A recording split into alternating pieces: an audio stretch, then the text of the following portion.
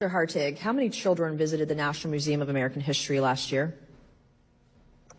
Hi, good morning, ma'am. Answer the question, how many kids? Good morning, ma'am. Since we don't charge, Are you the director of the museum? I am, ma'am. Okay, and you don't know how many people visited the museum last year? 2 million. How many of those were children?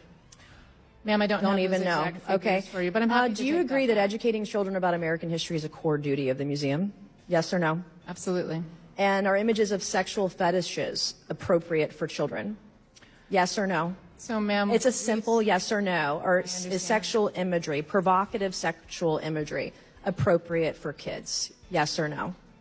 ma'am, we strive to represent all Americans. You strive to represent Fullness of queer, American- pedophiles, indoctrination, grooming of kids at an American History Museum. And it sounds like you're proud of it. You won't answer the questions, probably because you're ashamed. And as a woman, I really can't believe you will sit here today, and you can't even admit that sexual imagery, like this behind me, they tell me, my staff tells me, this little trinket around the penis, this is BDSM, in a setting where children are walking through. That's disgusting. Like, what kind of message are you trying to send to kids with BDSM imagery? What are you trying to tell kids? Are you sexualizing children? Is that what your motive is for the museum? Why? So that specific two-piece... Do you know how many kids get raped by adults every year in this country? This kind of thing, when you are dressing men up as women, drag queens, you're putting this kind of crap in front of kids, sexualizes them and makes them more vulnerable to people that want to rape them or abuse them. Or when we have men and women's settings that want to do harm to women. You talked about the girlhood exhibit, and you didn't want to answer the chairman's questions earlier. But it was a diary featuring a 6-year-old that reads, everybody was talking about getting boobs in their period. I pray to God every night for my penis to grow. Dr. Hartig, can you tell me, look me in the eye and tell me that that belongs in an exhibit for kids? Ma'am, Girlhood, It's Complicated was not an exhibit designed for children. I know, you had the little disclaimer thing, which is sort of the diary was of a 13-year-old going through puberty. Okay. Do you think that's an appropriate thing to put in an American History Museum where there are children walking through?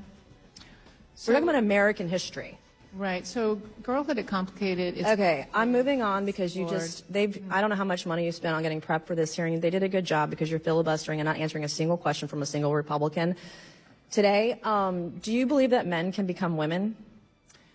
Ma'am, as the director of the museum, that's not relevant in this case. It's very relevant. You've got men dressed up as women, and you have them on displays in front of kids. Do you think men can become women, yes or no? So RuPaul's Drag Race, which is the upper... It's a man. RuPaul is a man who dresses like a woman, literally. Correct. What is a woman, Dr. Hartig? As a director and as a historian, it's not my opportunity. You sexualize the American History Museum, so this is a fair question. What is a woman?